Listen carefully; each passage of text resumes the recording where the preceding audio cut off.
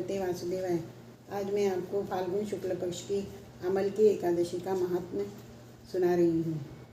भगवान श्री कृष्ण बोले, महाभाग धर्मनंदन सुनो, तुम्हें इस समय वह प्रसंग सुनाता हूँ जिसे राजा मांधाता ने के पूछने पर महात्मा वशिष्ठ ने कहा था।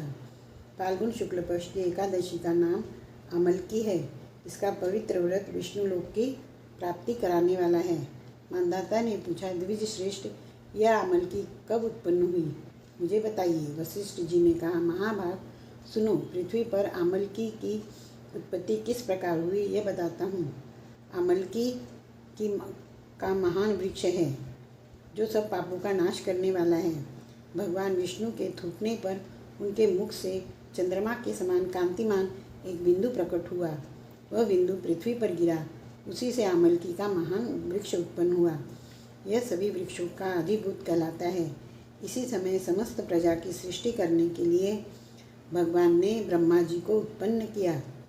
उन्हीं से इन प्रजाओं की सृष्टि हुई। देवता, दानव, गंधर्व, यक्ष, राक्षस, नाग तथा निर्मल अंतःकरण वाले महर्षियों को ब्रह्मा जी ने जन्म दिया। उनमें से देवता और ऋषि उस स्थान पर आए जहाँ विष्णु प्रिया अमलकी का वृक्ष था। महाभाग उसे देखकर देवताओं को बड़ा विस्मय हुआ।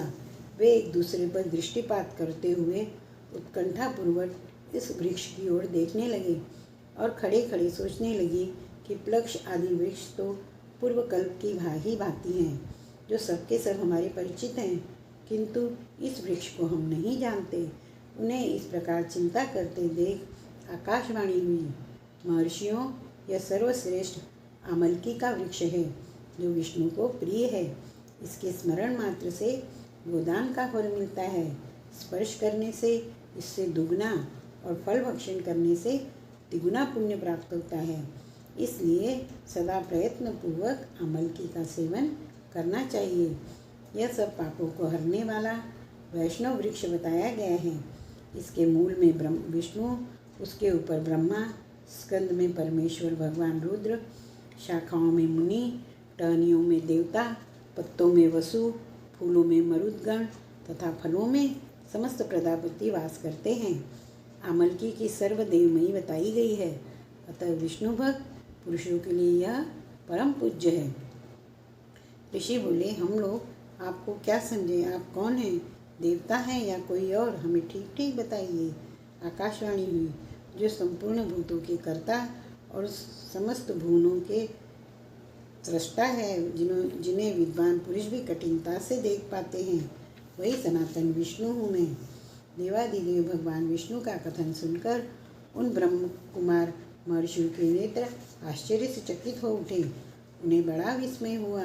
वे आदि अंतर रहित भगवान को की स्तुति करने लगे। ऋषि बोले, संपूर्ण भूतों के आत्मभूत आत्मा एवं परमात्मा को नमस्कार है। अपनी महिमा से कभी च्युत न होने वाले अच्युत को नित्य प्रणाम है। अंतर रहित परमेश्वर को बारंबार प्रणाम है। दामोदर, कवि और यज्ञेश्वर को नमस्कार है। मायापते, आपको प्रणाम है। आप विश्व के स्वामी हैं, आपको नमस्कार है। ऋषियों के इस प्रकार स्तुति करने पर भगवान श्री हरि संतुष्ट हुए और बोले, महर्षियों, तुम्हें कौन सा अभिष्ट वरदान दूँ। ऋषि बोले, भगवान, यदि आप संतुष्ट हैं तो हम लोगों के हित के लिए कोई ऐसा व्रत बतलाइए जो स्वर्ग और मोक्ष रूपी फल प्रदान करने वाला हो। श्री विष्णु बोले, महर्षियों, फाल्गुन शुक्ल पक्ष में यदि पुष्य नक्षत्र से युक्त द्वादशी हो तो वह महान पुण्य देने वाली और बड़े बड़े पातकों का नाश करने वाली होती है। द्विजरों, उसमें जो विशेष कर्तव्य हैं उसको सुनो। अमल की एकादशी में आंवले के वृक्ष के पास जाकर वहाँ रात्रि में जागरण करना चाहिए। इससे मनुष्य सब पापों से छूट जाता है और सहस्त्र गोदान का फल प्राप्त करता है। विप्रगण, यह व्रतों में उत्तम व्रत है जिसे मैंने तुम लोगों को बताया है। ऋषि बोले, भगवान, इस व्रत की विधि बतलाइए, यह कैसे पूर्ण होता है, इसके देवता, नमस्कार और मंत्र कौन से बताए गए हैं, उस समय स्नान और दान कैसे किया जाता है, पूजन की कौन सी विधि है तथा उसके लिए मंत्र क्या हैं, इन सब बातों का यथार्थ रूप से वर्णन कीजिए। भगवान विष्णु ने कहा, द्विजरों, इस व्रत की जो उत्तम विधि है उसको श्रवण करो। एकादशी को प्रातः काल दंत धावन करके यह संकल्प करें कि हे पुंडरीकाक्ष, हे अच्युत, मैं एकादशी को निराहार रहकर दूसरे दिन भोजन करूँगा, आप मुझे शरण में रखें। ऐसा नियम लेने के बाद पतित, चोर, पाखंडी, दुराचारी, मर्यादा भंग करने वाले तथा गुरु पत्नीगामी मनुष्यों से वार्तालाप न करें। अपने मन को वश में रखते हुए नदी में, पोखरे में, कुएं पर अथवा घर में ही स्नान करें। स्नान के पहले शरीर में मिट्टी लगाएं। मृतिका लगाने का मंत्र: अश्वक्रांते रथक्रांते विष्णुक्रांते वसुंधरे मृतिके हर में पापम जन्म कोट्याम समर्जितम।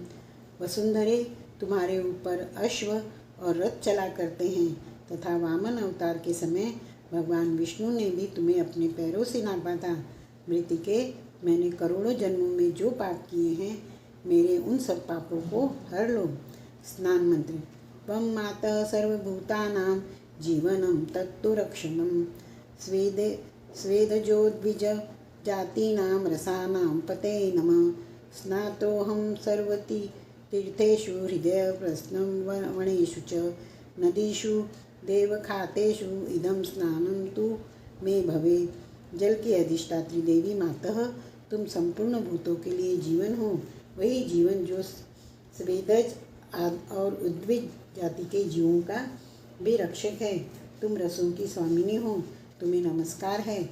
आज मैं संपूर्ण तीर्थों, कुंडों, झरनों, नदियों और देव संबंधी सरोवर में स्नान कर चुका हूँ। मेरा यह स्नान उक्त सभी स्नानों का फल देने वाला हो। विद्वान पुरुष को चाहिए कि वह परशुराम जी की सोने की प्रतिमा बनवाए। प्रतिमा अपनी शक्ति और धन के अनुसार 1 या आधे मासे सुवर्ण की होनी चाहिए।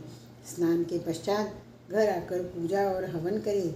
इसके बाद सब प्रकार की सामग्री लेकर आंवले के वृक्ष के पास जाएं। वहाँ वृक्ष के चारों ओर की जमीन झाड़ बुहार लीप पोत कर शुद्ध करें। शुद्ध की हुई भूमि में मंत्र पाठ पूर्वक जल से भरे हुए नवीन कलश की स्थापना करें। कलश में पंचरत्न और दिव्य गंध आदि छोड़ दें। श्वेत चंदन से उसको चर्चित करें। कंठ में फूल की माला पहनाएं। सब प्रकार की धूप की सुगंध फैलाएं। जलते हुए दीपकों की श्रेणी सजाकर रखें। तात्पर्य यह कि सब ओर से सुंदर एवं मनोहर दृश्य उपस्थित करें। पूजा के लिए नवीन छाता, जूता और वस्त्र भी मंगा कर रखें। कलश के ऊपर एक पात्र रखकर उसे दिव्य लाजों से भर दें। फिर उसके ऊपर सुवर्ण में परशुराम जी की स्थापना करें। विशोकाय नमः कहकर उनके चरणों की, विश्वरूपिणे नमः से दोनों घुटनों की, उग्राय नमः से जांघों की, दामोदराय नमः से कटिभाग की, पद्मनाभाय नमः से उदर की, श्रीवत्सधारिणे नमः से वक्षस्थल की, चक्रिणे नमः से बाईं बाँह की, गदिने नमः से दाहिने बाँह की, वैकुंठाय नमः से कंठ की, यज्ञमुखाय नमः से मुख की, विशोक निधये नमः से नासिका की, वासुदेवाय नमः से नेत्रों की, वामनाय नमः से ललाट की, सर्वात्मने नमः से संपूर्ण अंगों तथा मस्तक की पूजा करें। ये ही पूजा के मंत्र हैं। तदनंतर भक्ति युक्त से चित्त से शुद्ध फल के द्वारा देवाधिदेव परशुराम को अर्घ प्रदान करें। अर्घ का मंत्र इस प्रकार है: नमस्ते देवदेवेशे जामदग्ने नमोस्तुते गृहाणाद्यमिमं दत्त मामलक्यायुतं हरे। देव देवेश्वर जमदाग्नि नंदन श्री विष्णु स्वरूप परशुराम जी, आपको नमस्कार है, नमस्कार है। आंवले के फल के साथ दिया हुआ मेरा यह अर्घ ग्रहण कीजिए। तदनंतर भक्ति युक्त चित्त से जागरण करें।